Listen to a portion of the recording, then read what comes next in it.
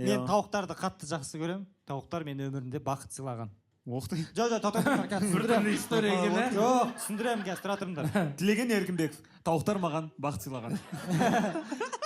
Ауылда андай ақша жоқ қой, көбінде. Ақша жоқ кезде бақыт сыйлаған. Андай ауылдың сатушылары, короче, жұмыртқамен алатын да. Бір жұмыртқа 5 теңге тұратын. А мороженое 25 теңге тұрады. И мен күнде андай күшті настроениемен Рожай, рожай.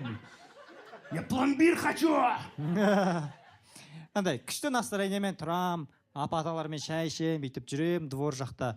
Қалай Ақырын есік алдында бүйтіп жүрем да. Мен апа-аталар үй жақта, аха деймін да, ақырын курятник жаққа кетіп баратам бүйтіп тауық қораға. Тауықтар уже андай есік алдында жүреді ғой бүйтіп бәрі. Мен кетіп баратам бәрі деп андай араларынан өтем, қарайым, бір жұмыртқа, екі жұмыртқа бүйтіп, аха деймін да. 5 жұмыртқаны салафанға бүйтіп салып аламын да. Магазинге барып берем, мороженое аламын да, кайфовать етіп. Короче, андай просто тегін мороженое жеп жүрем ғой, короче. Күнде. И уже ана дата тауықтар мен жек көріп кеткен ғой. Мен кетіп баратқан кезде андай мен көреді сразу. Бір-біріне сигнал бере ма?